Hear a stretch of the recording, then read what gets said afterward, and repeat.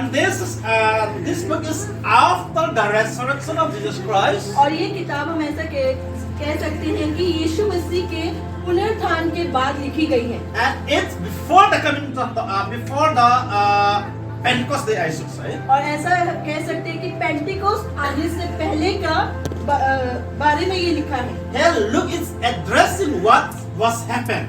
और जो लूका था यहाँ पे बता रहा था कि उस समय क्या हुआ। मतलब कि Luke mentioned here that when before the ascending of Jesus Christ into heaven, he was here for 40 days, and then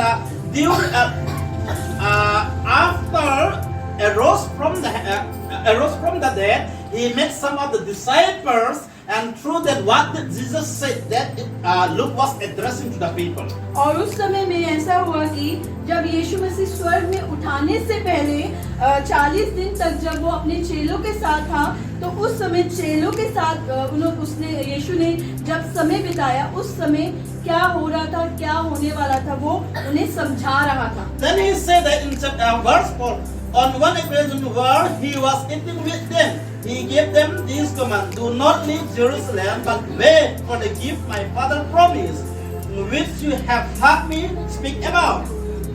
Verse 4. और ऐसा लिखा है कि वहाँ पर कि यीशु ने कहा उनसे, उन्हें एकत्रित करके ये आज्ञा दे कि यरूशलेम को ना छोड़ना, वरन पिता की उस प्रतिज्ञा के पूर्ण होने की प्रतीक्षा करना जिसने तुमने मुझसे सुना है। Means Jesus said, don't leave, don't go away from Jerusalem until my father promise is fulfilled. मतलब कि वो यीशु इस समय में बता रहा था कि आप तब तक यरूशलेम को मत छोड़ना जब तक मेरा पिता तुमसे वायदा किया है वो पूरा ना हो जाए। What was the promise here? और जो वायदा था वो क्या था इस जगह के अंदर? आपने वचन को सुना, वचन में उसने कुछ वायदा किया ना? What was that? What is that promise? वो वायदा क्या है? क्या था इस वचन के अंदर? वो वायदा क्या है? क्या था?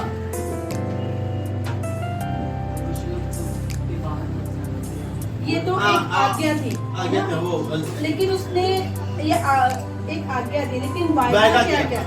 कि उसने कहा ना कि मेरे पिता ने ये आज्ञा दी है तुम बाहर मत जाना, लेकिन जब तक मेरा पिता जो वायदा तुमसे किया वो पूरा ना हो जाए। तो वायदा क्या था? क्या है? बाट जोड़ते रहो। किसकी? मतलब वर्ष से पवित्र आत्मा का। Here he said the promise is that until the Holy Spirit come unto you, you just wait and be here. वायदा ये था कि उसने कहा जब तक पवित्र आत्मा आपके ऊपर ना उतर जाए तब तक आप इंतजार करो और इंतजार करो।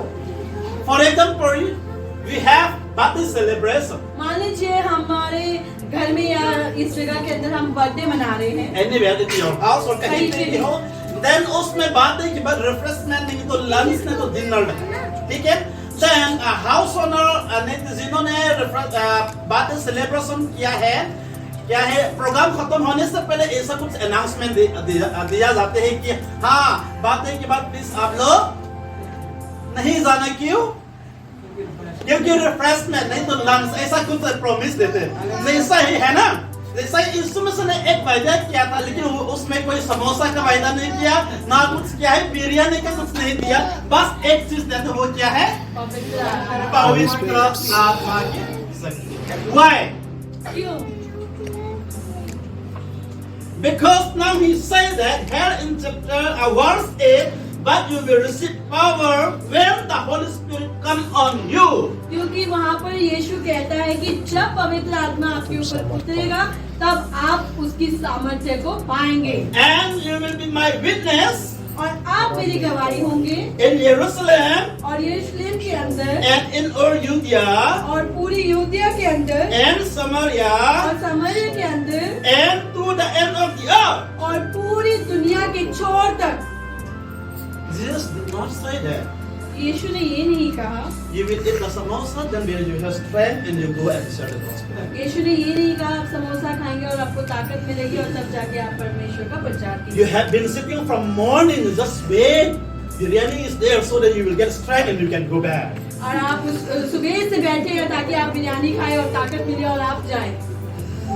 But he promised only just for Holy Spirit. पर उसने एक वायदा किया, वो क्या है? पवित्र आत्मा का। Why? क्यों? Because in our Christian life, I should say you may be weak in different areas, but you should be or I should be filled with the Holy Spirit. एक मसीह होने के नाते हमारे जीवन में बहुत सी कमियां हो सकती है, लेकिन एक मसीह होने के कारण हमारे जीवन में पवित्र आत्मा का होना बहुत ही ज्यादा जरूरी है। Amen. आमीन। एक बार ऐसा हाथ रखिए हम इसमें, अपने हृदय के पास अपना हाथ रख सकते हैं। आंखें बंद कीजिए, आंखें बंद कीजिए सब लोग, and you can say small prayer, Lord help me or filled with the Holy Spirit. आप छोटी सी प्रार्थना कर सकते हैं ऐसे दिल कि से, यीशु मन आप मुझे अपनी पवित्र आत्मा की सामर्थ से भरिए। दिल से आप इसको प्रार्थना में बोल सकते हैं। प्रभु यीशु आप हमें अपनी पवित्र आत्मा के से सामर्थ से भरते हैं। यीशु मसीह के नाम से आमेन। आमीन। Yes. Then today what I want to speak is that about the Holy Spirit. और आज जो मैं बताना चाहता हूँ वो पवित्र आत्मा के बारे में। When we say Holy Spirit, there are many things that we need to explain, or there are many things that we can discuss about Holy Spirit. और जब हम पवित्र आत्मा के बारे में बात करते हैं तो बहुत सारी ऐसी बातें हैं जो हम डिस्कस करना चाहते हैं या करते हैं, और ऐसी बहुत सी चीजें हैं जो हम पवित्र आत्मा के बारे में बात कर सकते हैं। As a believer, the Lord helped me to go to Kerala and some of India. There are many arguments about Holy Spirit also. और एक विश्वासी होने के नाते में केरला और इंडिया के बहुत अलग अलग जगहों पे गया और वहाँ पे पवित्र आत्मा के बारे में हमारा डिस्कशन आर्ग्यूमेंट में भी बदल जाता है। But today I'm not going to speak about Holy Spirit, but detailedly or briefly I just want to explain it. मैं पवित्र आत्मा के बारे में पूरी तरीके से नहीं बताऊंगा, बस कुछ बातें हैं जो मैं आपको बताना चाहता हूँ। अगर मैसेज के बाद आपको डाउट हुआ या कुछ हुआ तो पास्टर यहाँ पे आप आके पूछ सकते हैं। See, because मैंने कई बार मैंने एक्सपीरियंस किया है, मतलब कि प्रेयर के बारे में, प्रार्थना के बारे में प्रचार करना है तो भी 2-3 दिन प्रचार कर सकते हैं, लेकिन 1 घंटे नहीं तो आधा घंटे में क्या है, हम शॉर्ट में प्रचार कर लेते थे। देन कहीं पर कुछ बिलीवर आके कहता हम वही सर वो क्या हुआ और क्यों ऐसा परेशान किया, सब कुछ बताने के लिए 3 दिन चाहिए, लेकिन 3 दिन बैठने वाला कोई नहीं है ना, प्रोग्राम हम 3 दिन करते हैं। मेरे कहना मतलब आज भी पवित्र आत्मा के बारे में कुछ बताना चाहूंगा, एंड उसमें अगर कुछ दाव है तो you can ask the pastor, ना कि मुझसे फोन करके हम वैसे आपने ये किया वो अच्छा नहीं वो है, ऐसा नहीं है ना। So whatever you have doubt you can pray and ask the pastor, that's what आप प्रार्थना करके पास्टर के पास आके पूछ सकते हैं। And what is Holi spirit? पवित्र आत्मा क्या है? For me, Holy Spirit is the one who talk to us.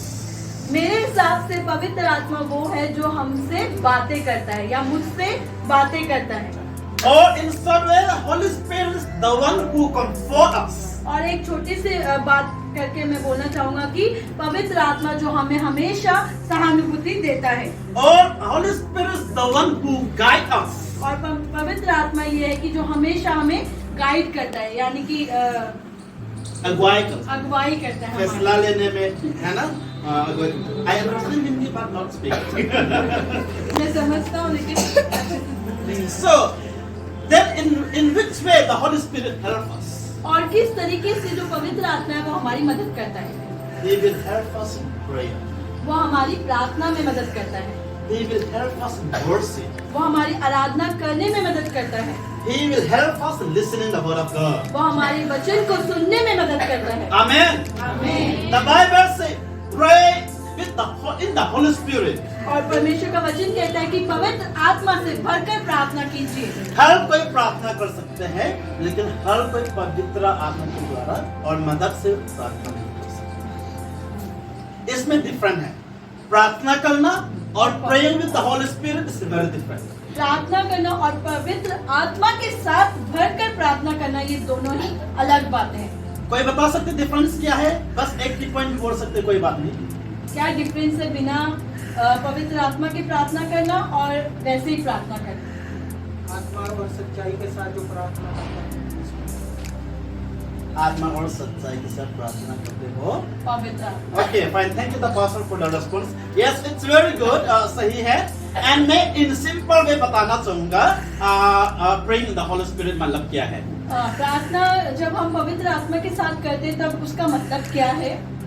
सिर्फ फॉर एग्जाम्पल कोई कुछ लोग 2-3 दिन नहीं है तो 50 days फास्टिंग करते हुए प्रार्थना करते हैं और कुछ लोग क्या है उसके लिए टाइम नहीं मिलता इसलिए 5 मिनट सुबह उठ के प्रार्थना करते हैं रात को प्रार्थना करते हैं 5-10 मिनट एंड उसमें आई हैव नो डिफरेंस और उसमें मैं कुछ गलत नहीं बोलता हूँ but praying with the holy spirit और without the holy spirit which means और जब हम प्रार्थना करते हैं और पवित्र आत्मा से भर के प्रार्थना करते हैं इसमें अलग ये है for example I have my son Gugun और मैं जैसे मान लीजिए उदाहरण के तौर पे मेरा बेटा है गुगुन उसके स्टाडिस के लिए मैं प्रार्थना करता देन मैंने प्रार्थना किया प्रभु प्लीज आप मदद कीजिए कौन सा स्कूल में जाना है ऐसा ऐसा ऐसा आई थिंक अराउंड 1-2-3 महीने हमने प्रार्थना किया था ऐसा ठीक है प्रार्थना करते रहा ऐसा प्रार्थना करते रहा देन क्या हुआ बिल्कुल स्कूल में नहीं मिला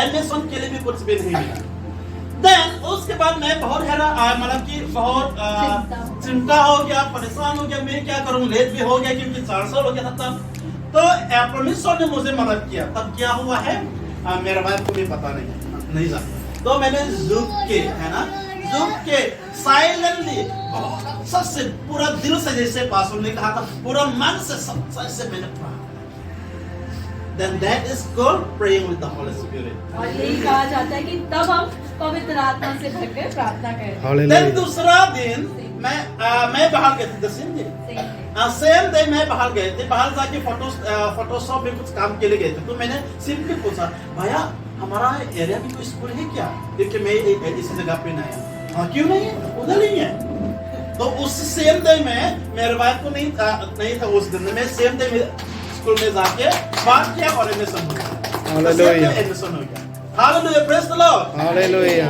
So there is the difference between praying with the Holy Spirit or simple normal praying.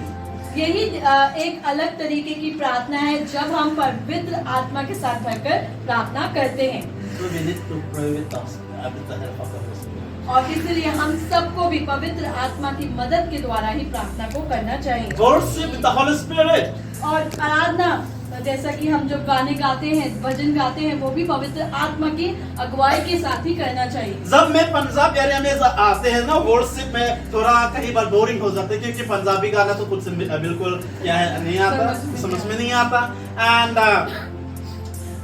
Then क्या है 2009 में मैं केरला में गए थे देन वहां पे भी I don't know Kerala songs nothing at all और मैं वहाँ पे जब केरला में गया वहाँ का जो केरला का गाना था मुझे कुछ भी समझ नहीं आता था Because of the songs, I don't want to go to the church. और गाने की वजह से ही मैं चर्च के अंदर जाना भी नहीं चाहता था But after some years, the Lord helped me to worship the Holy Spirit. और तब कुछ समय के बाद परमेश्वर ने मेरी मदद की पवित्र आत्मा के द्वारा उन गानों को गाने के लिए How? कैसे आपको पता है If I don't know the songs also, जब मैं गानों को नहीं भी जानता था इनका प्रिंस को फॉलो करके, then I receive my heart. Yes, Lord. और तब मैं अपने हृदय में उसे महसूस करता था और तब मैं कहता था परमेश्वर आपका धन्यवाद The same thing happened when I came to Punjab. Though even though I don't know the language, but I can enjoy the words of the Holy Spirit. तो वैसा ही जब मैं पंजाब के अंदर आया तब मैं पवित्र आत्मा से भरकर परमेश्वर के गानों को आनंद लेने लगा हर चीज में हमारा एक चीज पसंद होता है इच्छा भी होता है मतलब जैसे कि गाना में भी कुछ ऐसा सॉन्ग होता है आपको बहुत ज्यादा पसंद है और ऐसा सॉन्ग होता है आपको बिल्कुल पसंद नहीं है जो आपको पसंद नहीं है जब कोई गाते हैं तो क्या आपके मन में क्या है ना लेकिन जो आपको पसंद है तो that's not the Holy Spirit. ये पवित्र आत्मा नहीं है Then the Lord led you to worship with the Holy Spirit. No matter you know the songs, no matter you don't know the songs, you can and you will worship. और जब पवित्र आत्मा आपके ऊपर उतरेगा और मदद करेगा तब कोई भी गाना हो कैसा भी जगह हो आप पवित्र आत्मा के भर कर परमेश्वर की आराधना को एंजॉय करेंगे उसमें आनंदित होंगे From my childhood, I am very interested in music. और मेरे बचपन से ही मुझे म्यूजिक जो संगीत है बहुत पसंद है Even till now, I don't know even the music. और अभी तक भी मुझे अब संगीत का एक अक्षर नहीं पता है But God helped me after coming Punjab. I know this one at least. और परमेश्वर ने मेरी मदद करी और पंजाब में आने के द्वारा मैंने ये सीखा So when I don't know the songs, I can enjoy with it. With the और Holy जब मुझे Spirit.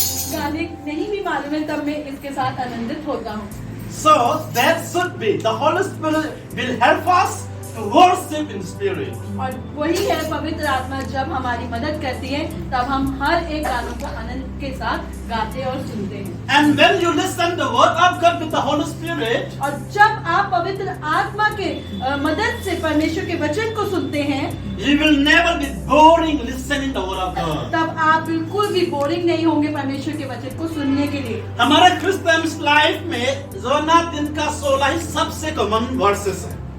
अगर कोई प्रचारक आके प्रचार करेंगे तो I